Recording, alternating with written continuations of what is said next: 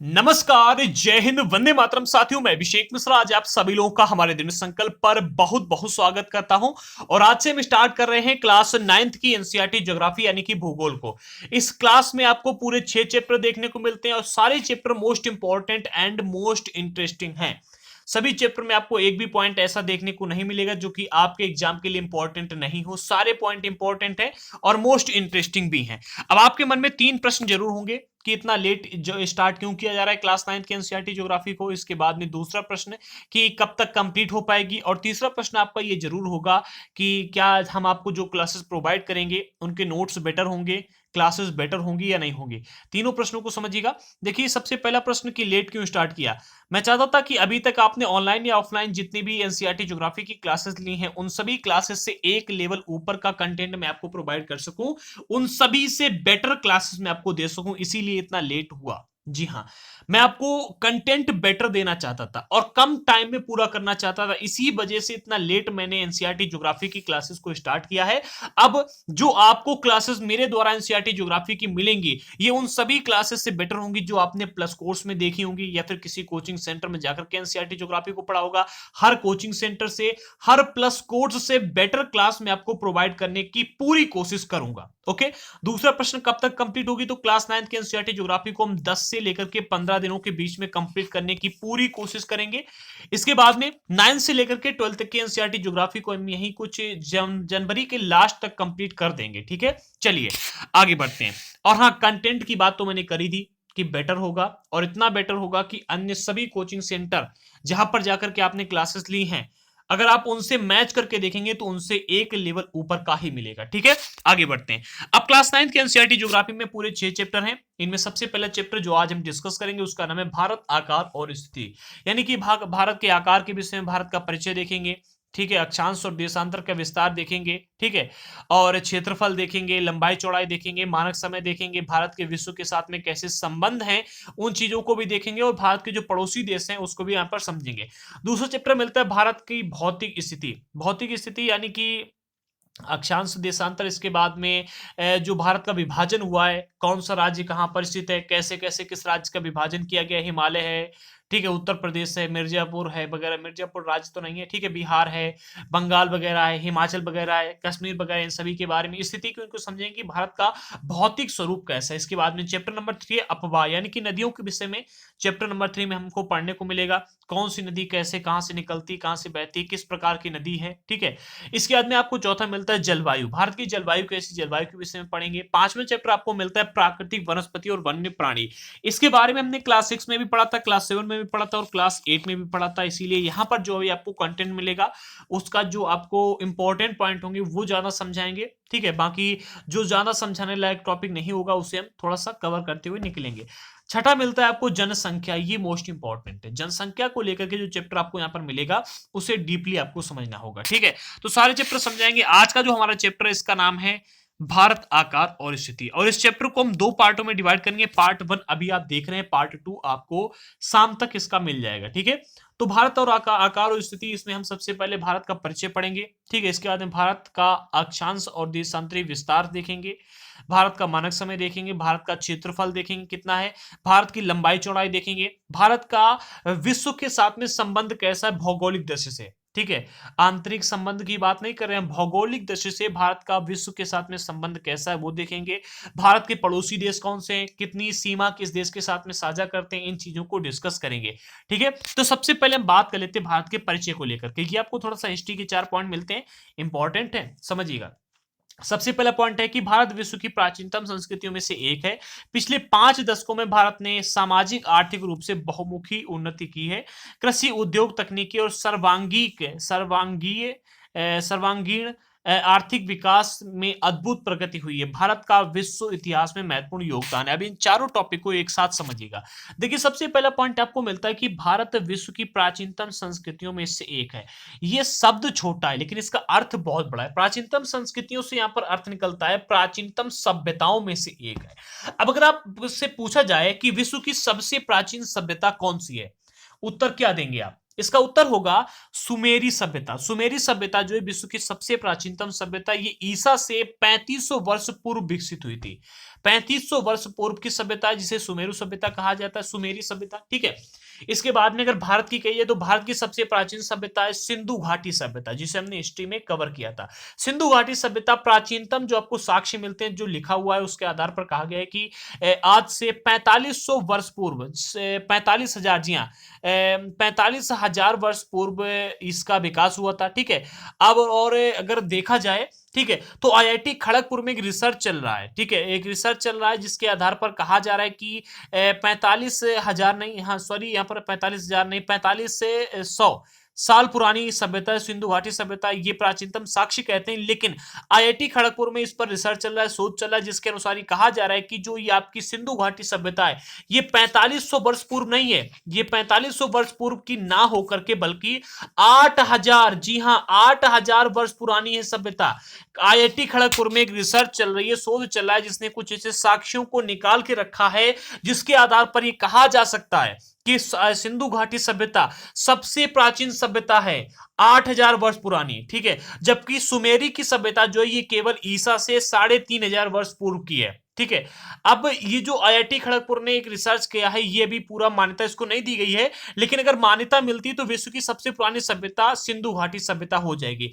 अब अगर आप और अन्य सभ्यताओं को देखोगे तो रोम की सभ्यता हो गई, वो भी प्राचीन सभ्यताओं में से एक आती है। यूनान की सभ्यता है, मेसोपोटामिया की सभ्यता है, सुमेरिया की सभ्यता हो गई, यूनान की सभ्यता है, चीन की सभ्यता है, मिस्र की सभ्यता है। अभी जितनी सभ्यताएं थी, सारी सभ्यताएं किसी न किसी नदी के किनारे विकसित हुई थी। अब सिंधु घाटी सभ्यता को ले लीजिएगा, ये सिंधु नदी के किनारे विकसित हुई थी। मिस्र की सभ्यता नील नदी के किनारे विकसित हुई थी।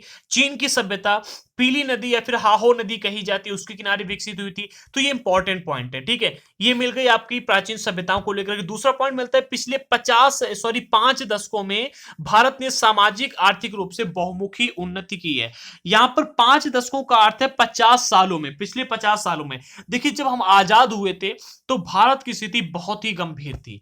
यह आप कह सकते हैं कि उस समय भारत में कई बंटवारा भी हुआ था, ठीक है। तो बंटवारे की वजह से भारत में जातिवाद भी काफी था, ठीक है, धर्मवाद भी काफी था, गरीबी से तो जूझ ही रहे थे, हमारे पास संसाधन नहीं थे, ठीक है, हमारे पास शिक्षा अच्छी नहीं थी, हमारे पास कुछ भी नहीं था। हमारे नेताओं के सामने सबसे बड़ी चुनौती ये थी कि हमारे देश को एक बना करके आगे कैसे बढ़ना है। उस समय बहुत सारे प्राचीन मतलब बहुत सारे देश जो है उन्होंने ऐसा कह दिया था कि भारत को अगर अंग्रेज छोड़ के जाते हैं तो भारत कई सारे टुकड़ों में विभाजित हो जाएगा और भारत बहुत ही जल्दी किसी ना किसी अन्य देश के गुलाम हो जाएगा या फिर यहाँ पर डिक्टेटरशिप आ जाएगी, यानी कि तानाशाही यहाँ पर आ जाएगी। लेकिन हमारे के जो नेता थे उन्होंने ऐसा नहीं होने दिया, ठीक है। काफी इंटेलिजेंट नेता उस समय के थे, उन्होंने ऐसा नहीं होने दिया और यहाँ पर डिक्टेटरशिप नहीं आई, यानी कि तानाशाही यहाँ पर नहीं आए, ठीक है। तो पिछले 5 दशकों में भारत ने सामाजिक आर्थिक रूप से बहुत ही अच्छी उन्नति की है। अगला मिलता है कृषि उद्योग तकनीकी और सर्वांगीण आर्थिक विकास में अद्भुत प्रगति हुई है। अगर आप पिछले दशकों में देखोगे, ठीक है, तो पुराने समय से लेकर के आज तक अंग्रेज यहाँ पर क्यों आए थे? मसालों के लिए आए थे, ठीक है, मसाले यहाँ से ले आते थे और कपड़े यहाँ से ले आते थे, ठीक है। ये हमारी उस समय की जो तो उन्नति थी। आज को अगर आप देखोगे तो मसाला हो गया, यहाँ का कल्चर हो गया, यहाँ से दशमलव की प्रणाली गई, जीरो प्रणाली गई, ठीक है, जीरो की खोज भारत ने की, दशमलव प्रणाली भी भारत से ही बाहर गई है, पंचतंत्र जैसे यहाँ से ग्रंथ गए हैं, उपनिवेशवाद ये भी इसमें भी बहुत ही महत्वपूर्ण योगदान रहा है। बाकी उपनिवेश को बात को हम आगे डिस्कस करेंगे, ठीक है। वैसे अगर देखा है तो कृषि को लेकर के भारत ने बहुत ही अच्छा विकास किया है, ठीक है, मसाले यहीं से गए। उद्योग को लेकर देखा जाए तो कपड़े हमारे यहाँ पर पहले बहुत ही अच्छे बनाए जाते थे। अगर तकनीकों को लेकर देखा जाए, ठीक है, तो मिसाइल जिसकी आज बहुत ही बड़ी मात्रा में मतलब मिसाइल को देखा जाता है, मिसाइल काफी बड़ी मात्रा में बनाई जा रही है अलग अलग देशों में। सबसे पहली मिसाइल जो थी वो भारत में ही बनाई गई थी, हालांकि उसको कहीं भी आज अगर आप देखोगे तो लिखित देखने को बहुत कम मिलता है, ठीक है, लेकिन ये सबसे पहले भारत में ही बनाई गई थी। तो अन्य अन्य क्षेत्रों में, अलग अलग क्षेत्रों में भारत ने बहुत ही अच्छा विकास किया है। भारत का विश्व इतिहास में भी महत्वपूर्ण योगदान है। अगर आप देखोगे तो विश्व का सबसे प्रसिद्ध युद्ध जो है ठीक है। वो भी भारत में, अगर विश्व का सबसे बड़ा युद्ध देखोगे प्राचीन समय का, तो महाभारत था, जो कि भारत में लड़ा गया था। इसी तरह से अगर आप भारत में युद्ध की स्थिति को देखोगे तो वो भी बहुत अधिक हुए हैं। भारत को सोने की चिड़िया कहा जाता, ठीक है। तो विश्व इतिहास में भारत का एक बहुत ही बड़ा योगदान है, सोने की चिड़िया कहा जाता था हमको, ठीक है। आगे बढ़ते हैं। वैसे भारत पहले एक दरिद्र भारत था, लेकिन आज दरिद्र भारत नहीं है। आज जो है भारत दरिद्र भारत बिल्कुल भी नहीं है। आगे बढ़ते हैं। अगला पॉइंट आपको मिलता है भारत की स्थिति एवं आकार को लेकर के, इसको भी समझिएगा। आपके सामने मैप भी है, सारे इंपॉर्टेंट पॉइंट लिखे हुए हैं, और एक एक पॉइंट को हम आपको पहले पढ़ के बताएंगे, इसके बाद में समझाएंगे। सबसे पहला पॉइंट मिलता है कि भारत उत्तरी गोलार्ध में स्थित है। ये आ गया आपका पूरी पृथ्वी, ठीक है। इसके बाद में उत्तरी गोलार्ध आपको कहां पे मिलता है? ये आपको मिलती है 0 डिग्री की लाइन, जिसको कहा जाता है, क्या कहा जाता है? इसको कहा जाता है भूमध्य रेखा, ठीक है। 0 डिग्री की लाइन है ये, इसको कहा जाता है भूमध्य रेखा, ठीक है। ये होगी आपकी भूमध्य रेखा। इस 0 डिग्री के लाइन में ऊपर का भाग है उत्तरी गोलार्ध और नीचे का भाग है दक्षिणी गोलार्ध, ठीक है। अब भारत कहां पर है? भारत यहां पर आता है, भारत यहां पर आता है, इसीलिए भारत कौन से गोलार्ध में आ गया? उत्तरी गोलार्ध में आ गया। दूसरा, भारत का कुल अक्षांशीय विस्तार 6 डिग्री 4 मिनट उत्तर से लेकर के 37 डिग्री 6 मिनट उत्तर तक है। यानी कि भारत जो है ये 0 डिग्री की लाइन है, 0 डिग्री के बाद में 1 डिग्री आता है, 2 डिग्री आता है, 3 डिग्री आता है, ऐसे जैसे ही 6 डिग्री 4 मिनट तक आप पहुंचेंगे तो यहां से भारत स्टार्ट हो जाता है, ठीक है। इसके बाद में कहां तक जाता है? 37 डिग्री 6 मिनट उत्तरी अक्षांश तक भारत का विस्तार है, यहां तक, ठीक है। यहां से लेकर के यहां तक भारत का विस्तार कितना है? 6 डिग्री 4 मिनट उत्तर से लेकर के 37 डिग्री 6 मिनट, लगभग 30 डिग्री तक भारत का विस्तार आता है।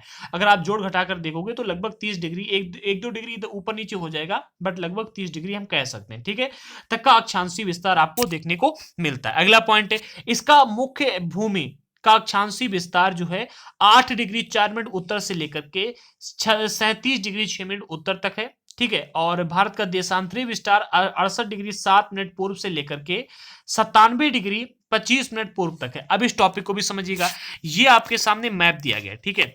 अभी मैंने आपको बताया कि भारत का जो विस्तार है उत्तरी अक्षांश में है और 6 डिग्री 4 मिनट से स्टार्ट हो जाता है। समझिएगा, जो भारत का मुख्य भूमि वो यहां से स्टार्ट होती है, लेकिन जो आपका अंडमान निकोबार द्वीप समूह है ये भी तो भारत में ही आते हैं, और अंडमान निकोबार द्वीप समूह जो है वो 6 डिग्री 45 मिनट पहले से स्टार्ट हो जाता है। 6 डिग्री 45 मिनट से स्टार्ट होता है आपका अंडमान निकोबार द्वीप समूह। सुलभता के लिए हम कह सकते हैं कि 6 डिग्री 4 मिनट से स्टार्ट हो जाता है, ठीक है। तो जहां से हमारा ये अंडमान निकोबार द्वीप समूह स्टार्ट होता है वहां से हमारा भारत भी स्टार्ट हो जाता है, लेकिन अंडमान निकोबार द्वीप समूह जो ये हमारी भारत देश की मुख्य भूमि से जुड़ा हुआ नहीं है। इसीलिए हम ये कहते हैं कि भारत का जो विस्तार है वो 6 डिग्री 4 मिनट से लेकर के 37 डिग्री तक जाता है, ठीक है, 37 डिग्री 6 मिनट तक जाता है। लेकिन अगर आपसे कहा जाए कि भारत की मुख्य भूमि का विस्तार, तो 8 डिग्री 4 मिनट से आएगा, ठीक है।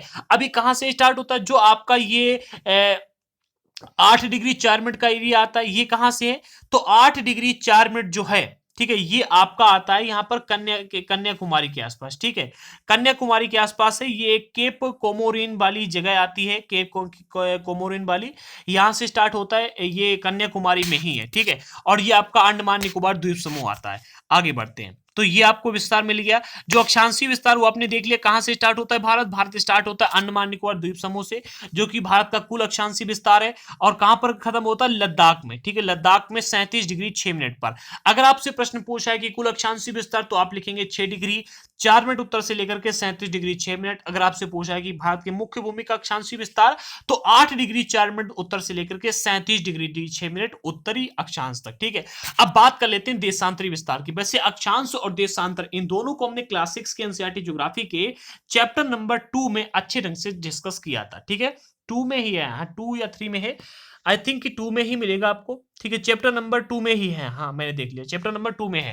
अब देशांतरी विस्तार को समझते हैं, ठीक है। देशांतरी विस्तार किसे कहते हैं? ये हो गई आपकी पृथ्वी, ठीक है। एक मिनट, सब कुछ क्लियर कर लेते हैं। हाँ, ये हो गई आपकी, एक मिनट, हाँ, ये हो गई आपकी पृथ्वी। पृथ्वी के बाद में ये मिलती है आपको कौन सी रेखा? इसे कहते हैं मुख्य भाग, भूमध्य रेखा कहते हैं। इसके बाद में ये एक रेखा आती है आपको, जिसे देशांतरी रेखा कहते हैं। क्या कहती है इसे? देशांतरी रेखा कहती है। इसे भारत का मतलब पृथ्वी का भूमध्य रेखा का, इसे भूमध्य रेखा कहा जाता है और ये कौन सी, ये देशांतरीय रेखा कही जाती है। ठीक है, अब जो देशांतरीय रेखा है, देशांतरीय रेखा की इधर वाला भाग कहा जाता है पूर्वी गोलार्ध और इधर वाला है आपका पश्चिमी गोलार्ध। अब जो भारत स्टार्ट होता है कहां पर, भारत होता है कहां पर, सबसे पहले तो उत्तरी अक्षांश में है, ठीक है, और दूसरा कहां पर है, यहां पर है भारत। एक मिनट, भारत स्टार्ट होता है ये कुछ यहां पर, ठीक है, भारत यहां पर स्टार्ट होता है। तो सबसे पहले कहां पर आया, उत्तरी गोलार्ध में आया, और दूसरा कहां पर आया, ये उत्तरी के बाद में पूर्वी गोलार्ध में। इसीलिए कहते हैं कि भारत उत्तर पूर्वी गोलार्ध में स्थित है। कहां पर, उत्तर पूर्वी गोलार्ध में। अगर आपसे देशांतरी विस्तार कहा जाए तो पूर्व में है, अक्षांशीय विस्तार कहा जाए तो कहां पर है, उत्तर में। ठीक है, दो स्थिति आप समझ गए। अब अगले पॉइंट पर आते हैं। अगला पॉइंट आपको मिलता है देशांतरी विस्तार 68 डिग्री 7 मिनट पूर्व से लेकर के 97 डिग्री 25 मिनट पूर्व तक है। इस चीज को भी समझिए, ये आपकी होगी कौन सी, पृथ्वी। ठीक है, पृथ्वी के बाद में ये आपका 0 डिग्री की लाइन है। 0 डिग्री की लाइन में 1 डिग्री होगा, 2 डिग्री होगा, 3 डिग्री होगा। जैसे ही आप 68 डिग्री 7 मिनट की लाइन पर आएंगे, ये जो 68 डिग्री 7 मिनट की लाइन है, यहां से भारत स्टार्ट हो जाता है और स्टार्ट होने के बाद में एंड कहां पर होता है, भारत खत्म होता है 97 डिग्री 5 मिनट की लाइन पर। यहां से यहां तक भारत आता है। ठीक है, तो ये भारत का देशांतरी विस्तार है और अक्षांशीय विस्तार मैंने आपको बता ही दिया। ठीक है, कहां से स्टार्ट होता है, यहां से। अगर देशांतरी विस्तार की हम बात करें तो ये स्टार्ट होता है यही कुछ गोहरा जगह है। ठीक है, राजस्थान में गोहर मोहता जगह है, गोहर मोहता। ठीक है, वहां से स्टार्ट होता है और अरुणाचल प्रदेश में यहां पर जाकर के खत्म होता है। यहाँ गोहर मोहता जगह है राजस्थान में, वहां से भारत स्टार्ट होता है। ठीक है, आगे बढ़ते, अगला पॉइंट मिलता है भारतीय संघ राज्य का सबसे दक्षिणी बिंदु इंदिरा बिंदु कहा जाता है। सन 2004 में सुनामी लहरों के कारण समुद्र में जलमग्न हो गया था। देखिए, भारत के 4 बिंदु कहे जाते हैं, भारत में 4 बिंदु है। ठीक है, इनमें सबसे पहला जो देखिए, हाँ ऐसे समझिएगा आप, ये हो गया भारत। ठीक है, ये आपका हिमालय वाला एरिया हो गया, ये आपका कौन सा हो गया, नीचे वाला ये वाला एरिया। ठीक है, ये हो गया आपका, ये कहते हैं मतलब कन्याकुमारी वाला, ये आपका मिल गया राजस्थान वाला, और ये मिल गया आपका अरुणाचल प्रदेश वाला। अब चारों बिंदुओं पर पॉइंट हैं, ये चारों बिंदुओं पर एक एक पॉइंट इनको कहा जाता है। ठीक है, अब जो ये पॉइंट है इनके अलग अलग नाम भी दिए गए हैं। ये है आपका इंदिरा पॉइंट, जो कि कहां पर है, ये है आपका अंडमान निकोबार द्वीप समूह के पास में, जो कि वो 2004 में सुनामी की लहरों की वजह से जलमग्न हो गया था। ये वाला जो आपको पॉइंट मिलता है अरुणाचल प्रदेश के आसपास, यहां वाला, इस पॉइंट को कहा, ये किविथू में है, अरुणाचल प्रदेश में। इसे भी एक पॉइंट कहा जाता है। ठीक है, ये भी दूसरा पॉइंट है। तीसरा पॉइंट जो है इधर आपको मिलता है गुजरात में, ये गुहार मोती में एक पॉइंट है। ठीक है, ये पश्चिमी पॉइंट है। ऊपर जो पॉइंट आपको मिलता है, ये जो पॉइंट है इसे इंदिरा कॉल कहा जाता है, जो कि उत्तरी पॉइंट है। तो उत्तरी एक को कहा जाता है इंदिरा पॉइंट, नीचे वाले को कहा जाता है ये पार्सियन भी आप कह सकते हैं। ये कहा है ऊपर वाला है इंदिरा कॉल। ठीक है, इंदिरा कॉल कहा जाता है, नीचे वाला इंदिरा पॉइंट है। ये वाला आपका मिलता है, ये किविथू में है। ठीक है, और इसके बाद में जो आपका ये मिलता है, ठीक है, ये आपका मिलता है गुहार मोती में। ये आपका पश्चिमी बिंदु है, पश्चिमी बिंदु, पूर्वी बिंदु, इसके बाद में ये आपका उत्तरी और दक्षिणी बिंदु। आई थिंक कि चारों बिंदु जो आपके हैं आप समझ गए होंगे। ठीक है, तो जो आपका सबसे नीचे वाला ये अंडमान निकोबार द्वीप समूह के पास में इंदिरा बिंदु था, ये जलमग्न हो गया था सन 2004 में सुनामी की बड़ी बड़ी लहरों की वजह से। अब हम भारत की लंबाई और चौड़ाई की बात कर लेते हैं। भारत की जो लंबाई है 3414 किलोमीटर, कितनी, 3414 किलोमीटर, ऐसी भारत की लंबाई है। यानी कि लद्दाख का सबसे जो ऊपरी पॉइंट है, यानी कि इंदिरा कॉल से लेकर के जो आपका नीचे वाला पॉइंट आता है यहां तक, ठीक है, ये जो आपकी लंबाई है भारत देश की कितनी है, 3414 किलोमीटर है। अब अगर हम चौड़ाई की बात करें, यानी कि राजस्थान का जो आपका ये वाला एरिया मिलता है, क्या नाम इसको कहते हैं, गोहर मोहता। ठीक है, गोहर मोहता से लेकर के अगर आप अरुणाचल प्रदेश तक जाते हैं यहां पर, तो ये जो आपकी पूरी चौड़ाई मिलती है ये 2933 किलोमीटर। ठीक है, दोनों लंबाई और चौड़ाई आप इनकी याद कर लीजिएगा। वैसे ये जो आपकी लंबाई है इसे आप बहुत ही अच्छे से ऐसे याद कर सकते हैं कि 3214, 3214 याद कर लीजिएगा। अगर आपसे कोई लंबाई पूछे तो क्या कहेंगे, 3214, ये ट्रिक है याद कर लेंगे। ठीक है, वैसे 1 2 3 4 होता है, लेकिन यहाँ पर आप 3214 याद कर सकते हैं, जो कि लंबाई यानी कि 3214 किलोमीटर, चौड़ाई कितनी है, 2933 किलोमीटर। अब बात करते हैं भारत की स्थलीय सीमा की। तो भारत की जो स्थलीय सीमा, देखिए भारत में 2 प्रकार की सीमा है, एक स्थलीय सीमा है, ठीक है, और दूसरी समुद्री तट रेखा है। समुद्री सीमा भी है, ठीक है, और जलीय सीमा भी है, स्थलीय सीमा भी है। तो जो भारत की स्थलीय सीमा है ये लगभग 15,200 किलोमीटर की है।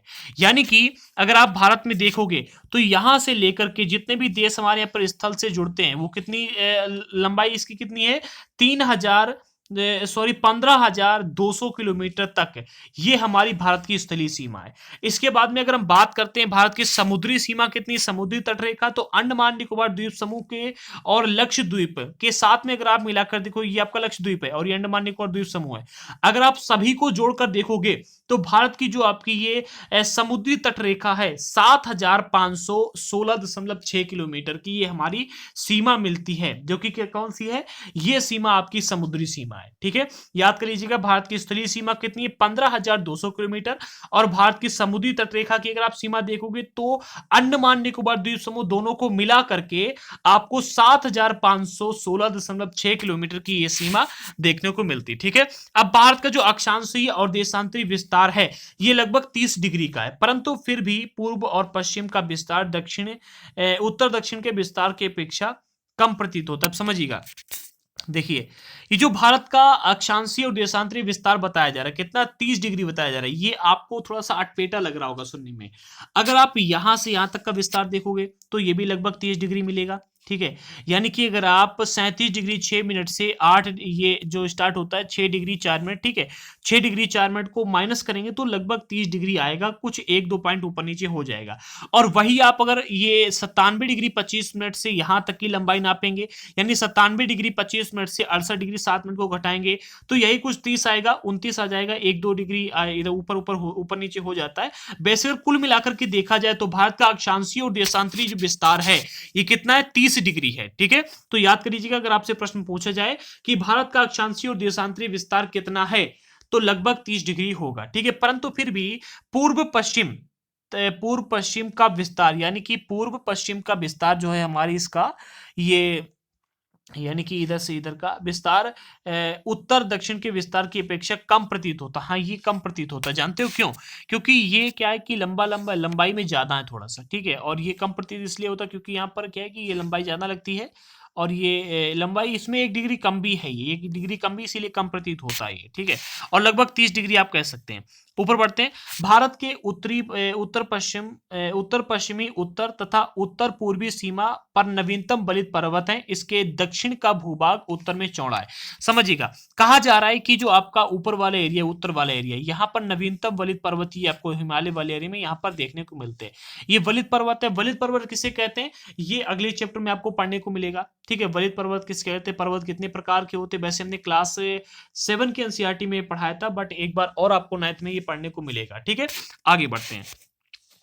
अगला पॉइंट आपको मिलता है, मुख्य भूभाग के दक्षिण पूर्व में अंडमान निकोबार द्वीप समूह बंगाल की खाड़ी में स्थित है और दक्षिण पश्चिम में लक्षद्वीप द्वीप समूह अरब सागर में स्थित है। अब देखिएगा, ये आपकी बंगाल की खाड़ी है और ये आपका अरब सागर है, और यहाँ पर अरब सागर में आपको एक लक्षद्वीप द्वीप समूह मिलता है जो कि भारत का ही भूभाग है। इसके बाद में यहाँ पर आपको मिलता है अंडमान निकोबार द्वीप समूह जो कि भारत का ही एक भाग है। जो अंडमान निकोबार द्वीप समूह ये आपको बंगाल की खाड़ी में मिलता है और अरब सागर में आपको मिलता है लक्षद्वीप द्वीप समूह। ठीक है, आगे बढ़ते हैं, अब कर्क रेखा की भी बात कर लेते हैं। देखिए, रेखाओं के बारे में हमने क्लास 6 के एनसीईआरटी ज्योग्राफी के चैप्टर नंबर 2 में पढ़ा था, बट यहाँ पर फिर से एक बार समझ लीजिए, कर्क रेखा जो है ये 23.5 डिग्री उत्तर में देश को लगभग 2 बराबर भागों में बांटती है। ऐसे समझिएगा, ये आपका भारत है। ठीक है, कर्क रेखा ये आपकी जा रही है, ये कर्क रेखा जा रही है, और जो कर्क रेखा है भारत को लगभग 2 बराबर भागों में डिवाइड करती है। ठीक है, और ये भारत के कितने पूरे के पूरे 8 राज्यों से होकर गुजरती है। 8 राज्यों के नाम मैंने यहाँ पर लिख लिए जो कि चैप्टर में नहीं दिए गए थे, बट मैंने लिख लिए, राजस्थान, गुजरात, मध्य प्रदेश, छत्तीसगढ़, झारखंड, पश्चिम बंगाल, त्रिपुरा और मिजोरम। ये कुछ राज्य हैं जिनसे होकर के कर्क रेखा गुजरती है। अब कर्क रेखा ही नहीं, ठीक है, अब देखिए डायरेक्ट मैंने आपको कर्क रेखा बताई तो आप थोड़ा सा कंफ्यूज होंगे, कितनी रेखाएं, इस टॉपिक को भी यहां पर समझ लीजिएगा। ये आपकी पृथ्वी हो गई, पृथ्वी होने के बाद में आपको सबसे बीच में जो लाइन मिलती है इसको कहा जाता है विषुवत वृत्त। क्या कहा जाता है, विषुवत वृत्त कहा जाता है, या फिर आप इसे भूमध्य रेखा भी कह सकते हैं। विषुवत वृत्त के बाद में 23.5 डिग्री जब आप ऊपर जाएंगे, ठीक है, यहां पर, तो यहां पर आपको एक लाइन मिलती है जिसे कर्क रेखा कहा जाता है, और 23.5 डिग्री आप नीचे आएंगे तो यहां पर एक लाइन मिलती है, इसे कहा जाता है मकर रेखा। अब जो कर्क रेखा और मकर रेखा के बीच वाला एरिया होता है, इस एरिया को कहा जाता है उष्णकटिबंधीय। इसे उष्ण कटिबंध एरिया कहा जाता है। इस एरिया में सूर्य का प्रकाश सबसे अधिक पड़ता है, ठीक है। इसके बाद में अगर आप और ऊपर जाएंगे, ठीक है, तो ऊपर और जब आप बढ़ेंगे तो यहां पर आपको एक लाइन और मिलती है, इसे कहा जाता है उत्तरी ध्रुव वृत्त, ठीक है। ये उत्तरी ध्रुव वृत्त है और उत्तरी ध्रुव वृत्त और कर्क रेखा के बीच वाली जो लाइन होती है, जो एरिया होता है, इसे कहा जाता है उत्तरी शीतोष्ण कटिबंध, ठीक है। यहां पर सूर्य की जो किरणें होती है बहुत ही कम पहुंचती हैं। इसी प्रकार से मकर रेखा और इसके बाद में यहां पर एक लाइन होती है, इस लाइन को कहा जाता है दक्षिणी ध्रुव वृत्त कहा जाता है, ठीक है। और इसी प्रकार से ये जो एरिया होता है मकर रेखा और दक्षिणी ध्रुव वृत्त के बीच वाला एरिया, इसे भी कहा जाता है क्या, शीतोष्ण दक्षिणी शीतोष्ण कटिबंध, ठीक है। ये शीतोष्ण कटिबंध वाला एरिया होता है, इसे दक्षिणी शीतोष्ण कटिबंध कहा जाता है और इसे कहा जाता है क्या, उत्तरी शीतोष्ण कटिबंध, ठीक है। आई थिंक कि दोनों आपको समझ में आए होंगे। और ये वाला एरिया आपका मिलता है कौन सा, ये होता है उष्ण कटिबंधीय एरिया, ठीक है। अब जो आपके दो एरिया ये बचते हैं, एक ये वाला और एक ये वाला, इन दोनों एरिया को कहा जाता है इसे कहा जाता है उत्तरी शीत कटिबंध एरिया और इसे कहा जाता है दक्षिणी शीत कटिबंध एरिया। और इन दोनों एरियाओं पर सूर्य की किरणें बहुत ही कम पहुंचती हैं, इसीलिए यहां पर बर्फ जैसी जगह जमी रहती है। यहीं पर अंटार्कटिका वगैरह यहीं पर पाया जाता है, ठीक है। सबसे अधिक यहां पर ही ठंड पड़ती है क्योंकि यहां पर सूर्य की किरणें बहुत कम पहुंचती हैं, ठीक है। आई थिंक कि ये टॉपिक आपको समझ में आया होगा। और भारत के 8 राज्यों से कर्क रेखा होकर गुजरती, इन 8 राज्यों को भी आप नोट कर लीजिएगा। आगे बढ़ते हैं। अब अगला पॉइंट आपको मिलता है मानक समय रेखा। मानक समय रेखा को भी समझिएगा क्योंकि ये भी इंपॉर्टेंट है भाई। अगर मानक समय रेखा ही नहीं होती तो क्या होता, सबसे पहले इस चीज को समझिएगा। सपोज दैट, सोचिएगा कि अगर मानक समय रेखा ना हो तो क्या होगा।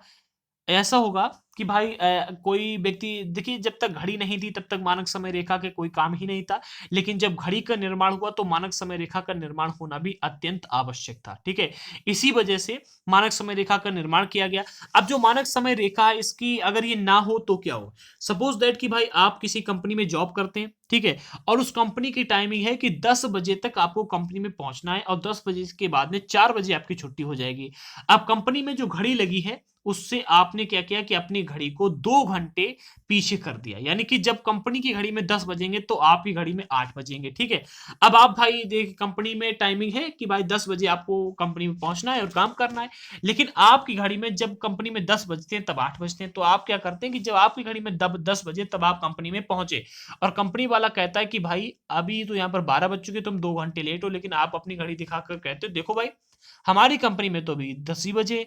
तो वहां पर क्या है कि टाइम का थोड़ा सा इशू क्रिएट होता है। इसी वजह से एक समय निर्धारित किया गया कि कोई एक समय होना चाहिए जो कि पूरा देश माने, एक ही समय सभी लोग माने। इसी वजह से मानक समय रेखा को निर्धारित किया गया। अब देखिए क्या है, जो कि आपने भी देशांतरों को पढ़ा था, ठीक है, अभी आपने देशांतर को पढ़ा था, तो देशांतर की तरह ही एक मानक समय रेखा भी होती है जो कि 0 पॉइंट होती है, ठीक है। एक मिनट, हाँ हाँ, जो आपकी सबसे मिडिल लाइन है, यानी कि जिस तरह से देशांतर रेखाएं होती हैं, अक्षांश रेखाएं होती है, इसी तरह से एक मानक समय रेखा भी है जो कि 0 डिग्री की लाइन है। 0 यानी कि एक 0 डिग्री की लाइन है जिसे मानक समय रेखा की समय निर्धारण रेखा मानेगी। जो 0 डिग्री की देशांतर रेखा है उसे कहा गया है कि ये समय निर्धारण रेखा है, ठीक है। 0 डिग्री की जो देशांतर लाइन है उसे ही मानक समय की समय निर्धारण की लाइन कही गई है। और 0 डिग्री की लाइन ब्रिटेन की वेधशाला जो कि ग्रीनविच में स्थित है वहां पर ये स्थित है, ठीक है। अब 1 डिग्री जैसे आप बढ़ेंगे तो 1 डिग्री में 4 मिनट का अंतर होता है। इसके लिए आप एक काम कीजिएगा, पिछला चैप्टर पढ़िएगा, क्लास 6 के एनसीईआरटी ज्योग्राफी का चैप्टर नंबर 2। लेकिन यहाँ पर भी एक्सप्लेन करते हैं क्या होता है कि जो देशांतरी रेखाएं होती है इसमें जो देशांतर की 0 डिग्री की लाइन है उसे मानक समय रेखा माना गया है। अब 0 डिग्री से जैसे आप 1 डिग्री इधर बढ़ेंगे, ठीक है, या 1 डिग्री उधर बढ़ेंगे तो 1 डिग्री में 4 मिनट का अंतर होता है, ठीक है। इसी प्रकार से जो हमारे भारत देश की समय रेखा है ये कहां पर स्थित है, भारत देश की समय रेखा 82 डिग्री और 1/82 डिग्री पर स्थित है। कितने, 82 डिग्री पर भारत की मानक समय रेखा स्थित है, ठीक है। अब क्या है कि इस टॉपिक को समझने के लिए आप ऐसे समझिएगा, अक्षांश का प्रभाव दक्षिण से उत्तर की ओर दिन और रात की अवधि पर पड़ता है और अतः 82 डिग्री पूर्व देशांतर रेखा भारत का मानक समय रेखा माना गया जो कि उत्तर प्रदेश के मिर्जापुर से गुजरती है। ये आपकी हो गई पृथ्वी, ठीक है। पृथ्वी के बाद में ये हो गई आपकी एक 0 डिग्री की लाइन जिसे मानक समय रेखा माना गया। अब सूर्य का उदय यहां से होता है, ठीक है, और यहां तक सूर्य जाता है। ठीक है, सपोज दैट कि यहां पर सूर्य का उदय हुआ। अब सूर्य का उदय जितने टाइम पर यहां पर होगा उतने ही टाइम पर यहां पर हो, ये कोई निश्चित तो है नहीं। सूर्य का उदय हर एक जगह पर अलग अलग टाइम पर होता है। ठीक है, अब जब सूर्य का उदय हर एक जगह पर अलग अलग टाइम पर होता है तो भाई हर एक जगह पर टाइमिंग भी अलग अलग होनी चाहिए। सपोज दैट कि भाई हमारे भारत देश में सूर्योदय जब होता है तब उस समय अमेरिका में सूर्यास्त होता है। ठीक है, हमारे यहाँ से कोई ना कोई एक ऐसा जगह जरूर जरूर होगी जहां पर कि जब यहाँ पर सूर्यास्त होगा तब वहां पर सूर्योदय होगा जा करके। ठीक है, क्योंकि भाई यहां से सूर्योदय होता है और यहां तक जाता है, तो जब यहां पर सूर्योदय होगा तो यहां पर सूर्यास्त होगा, और जब यहां पर सूर्यास्त होगा तो यहां पर सूर्योदय होगा। इसी वजह से मानक समय रेखा को निर्धारित किया गया कि भाई इसी लाइन के आधार पर सभी लोग देश अपनी अपनी एक मानक समय रेखा निर्धारित करें कि भाई इस टाइम लाइन को सभी लोग फॉलो करेंगे। ठीक है, अब भारत को ही ले लीजिएगा। ठीक है, भारत को ही ले लीजिएगा, जो आपका ये लाइन मिलती है आपको जी। ठीक है, तो ये आपका अरुणाचल प्रदेश वाला एरिया है। अरुणाचल प्रदेश से लेकर के यहां तक अगर आप देखोगे तो लगभग 30 डिग्री का विस्तार है। 30 डिग्री का विस्तार है भारत देश का। ठीक है, 30 डिग्री का अक्षांशीय विस्तार है। अब जब यहां पर सूर्योदय होगा तो यहां पर तो उसी टाइम पे सूर्योदय होने वाला नहीं है, क्योंकि अगर आप 30 इंटू 4 करोगे तो 3 चक्कू 12 यानी कि 120 मिनट का अंतर लगभग मिलेगा। यानी कि 2 घंटे बाद जब यहां पर सूर्योदय होगा, अगर 6 बजे तो यहां पर होगा जाकर के 8 बजे। ठीक है, 2 घंटे बाद यहां पर सूर्योदय होगा। तो भारत के लिए एक सबसे बड़ी समस्या ये थी कि किस टाइम पर भारत देश का टाइम क्या रखा जाए, कि मतलब जिस टाइम पर यहां पर 1 बजे उसी टाइम पर यहां पर 1 बजे। तो भारत की एक मिडिल लाइन चुनी गई जो कि मानक समय रेखा मानी गई, जिसे मानक या में उत्तर रखा गया। और ये मिडिल लाइन का जो मान है वो कितना है, वो मान रखा गया 82.5 डिग्री। ठीक है, जो आपकी ग्रीनविच वेधशाला में स्थित है। ठीक है, जो 0 डिग्री की लाइन है, 0 डिग्री की लाइन से 82.5 डिग्री इधर तरफ आगे बढ़ करके ये हमारी लाइन आती है जिसे कहा जाता है मानक समय रेखा। ठीक है, और ये हमारी लाइन जो है ग्रीनविच से पहले आती है। ठीक है, तो सूर्योदय जब यहां पर होगा, ठीक है, और जब यहां पर होगा तो इन दोनों के बीच की लाइन को मानक समय रेखा माना गया। ठीक है, क्योंकि इन दोनों की लाइनों में कितना अंतर था, लगभग 2 घंटे का अंतर था। ठीक है, दोनों के बीच में 2 घंटे का अंतर था सूर्योदय होने में। इसीलिए कहा गुजरात से अरुणाचल प्रदेश के स्थानीय समय में लगभग 2 घंटे का अंतर है। अरुणाचल प्रदेश में 2 घंटे पहले सूर्योदय होता है और गुजरात में 2 घंटे बाद में सूर्योदय होता है, क्योंकि इन दोनों की दूरी बहुत अधिक है, 30 डिग्री का विस्तार है। ठीक है, और 1 डिग्री में 4 मिनट का अंतर होता है। 1 डिग्री जब सूर्य चलता है तो 4 मिनट का टाइम लेता है। ठीक है, आगे बढ़ते हैं। अक्षांश का प्रभाव दक्षिण से उत्तर की ओर दिन और रात के प्रभाव पर पड़ता है। इसीलिए किसी किसी देश में 10-10 मानक समय रखे जाते हैं, जिसका देश अक्षांशीय विस्तार बहुत अधिक है। मान लीजिए कोई देश ऐसा ऐसा लंबा लंबा है। ठीक है, तो उसमें कई सारे मानक समय रखे जाते हैं। आपने कई बार देखा होगा कि भाई लंदन में इस टाइम ये बज रहा है, जापान में इस टाइम ये बज रहा है। ठीक है, तो कई जगह पर जब आप जाओगे तो अलग अलग देश की घड़ी लगी होती है। ठीक है, तो ये वही दिया जा रहा है। और जो ये लाइन है मिर्जापुर से गुजरती है, उत्तर प्रदेश के मिर्जापुर से गुजरती है। भारत की जो मानक समय रेखा है, ठीक है, मानक या में उत्तर है, ये 82.5 डिग्री जो कि उत्तर प्रदेश का मिर्जापुर है वहां से गुजरती है। अगला और लास्ट पॉइंट आज के इस वीडियो का आपको मिलता है भारत की सामान्य जानकारी। ठीक है, भारत का जो कुल क्षेत्रफल है 32,80,000 यानी कि 32.8 80,000 कुछ और है, 32.8 आप कह सकते हैं। ठीक है, 32,82,000 कुछ है। ठीक है, तो 32.8 लाख वर्ग किलोमीटर आप कह सकते हैं। ठीक है, इसके अंदर भारत का जो क्षेत्रफल है विश्व के कुल क्षेत्रफल का लगभग 2.4% है। भारत का जो क्षेत्रफल है, विश्व का 7वां सबसे बड़ा देश है भारत। विश्व का 7वां सबसे बड़ा देश है भारत। और सबसे गजब की बात जानते हो क्या है, भारत के पास में विश्व की केवल 2.4% भूमि है और भारत में विश्व की 17.5% जनसंख्या निवास करती है। अब आप ये समझ सकते हैं कि भारत में बेरोजगारी इतनी अधिक क्यों है। समझ रहे हो, भारत के पास में केवल और केवल 2.4% क्या है, जमीन है पूरे विश्व की। ठीक है, और भारत में पूरे विश्व की 17.5% जनसंख्या निवास करती है। इसी वजह से भारत में क्या है कि जन्म दर भी अधिक है और भारत में बेरोजगारी भी अधिक है और भारत में गरीबी भी अधिक है। यही कारण है, मुख्य कारण। ठीक है, बाकी अगर आप देखोगे कि भारत जो 7वां सबसे बड़ा देश, 7 में से पहले तो सबसे बड़ा देश आता है रूस। रूस के पास में विश्व के 17.9% भूमि है। इसके बाद में कनाडा आता है और कनाडा के पास में विश्व की 9.98% भूमि है। इसके बाद में संयुक्त राज्य अमेरिका आता है जिसके पास में विश्व की 9.83 यानी कि 9.83% भूमि है। इसके बाद में चीन आता है, चीन के पास में 9.60% 83% जमीन है जो कि पूरे विश्व की है। इसके बाद में ब्राजील आता है, ब्राजील के पास में 8.51% भूमि है। इसके बाद में ऑस्ट्रेलिया आता है, ऑस्ट्रेलिया के पास में 7.69 यानी कि 7.69% जमीन है। इसके बाद में भारत आता है 7वें नंबर पर, जिसके पास में पूरे देश की, पूरे भारत की, 1 मिनट, यहाँ पर 3.28 दिया गया है। ये जो दिया जा रहा है ये गलत दिया गया है, ठीक है। यहाँ पर मिसप्रिंट की वजह से 3.82 लिखा है, बस कि 3.82 नहीं, 82 नहीं है। अगर आप इसे इंटरनेट पर सर्च करें तो भी आपको 2.4% ही मिलेगा, ठीक है।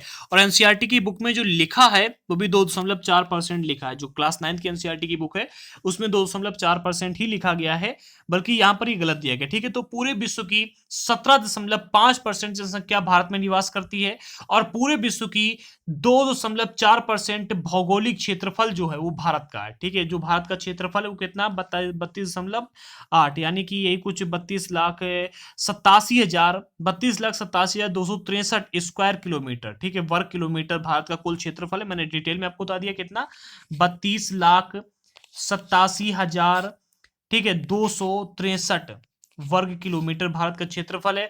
और ये क्षेत्रफल विश्व के कुल क्षेत्रफल का 2.4% है और पूरे विश्व की 17.5% जनसंख्या भारत में निवास करती है। और अगर भारत की जनसंख्या की बात की जाए 2011 के जनगणना के अनुसार तो कितनी है, यही कुछ 120 करोड़ लोग रहते हैं, ठीक है। अगर आज देखा जाए तो 135 से 150 करोड़ के बीच में होगा। अभी जनसंख्या की आंकड़ा आना बाकी है, जब आंकड़ा आएगा तब आपको पता चल जाएगा, ठीक है। अभी 2021 का आंकड़ा आया नहीं है, एनसीईआरटी की बुक में भी नहीं दिया गया था, इसीलिए मैंने भी नहीं रखा है, ठीक है। बल्कि अब इतना ये अंदाजा एक बार लगाइएगा कि पूरे विश्व की जो जमीन है हमारे पास में केवल 2.4% है और पूरे विश्व की 17% जनसंख्या, 17.5% जनसंख्या भारत में निवास करती है और दूसरे नंबर पर है भारत पूरी जनसंख्या के मामले में, ठीक है। तो ये था हमारा चैप्टर का पहला पार्ट। दूसरे पार्ट में हम भारत की राजनीतिक इस चीज को समझेंगे और इसके बाद में भारत का जो विश्व के साथ में संबंध है, कैसे भारत के जो विश्व के साथ में संबंध है भौगोलिक क्षेत्र को लेकर के, उस चीज को भी समझेंगे, ठीक है। तो पार्ट 2 मोस्ट इंपॉर्टेंट होगा, जरूर देखना है। मिलते हैं अगले वीडियो के साथ में, तब तक के लिए जय हिंद साथियों।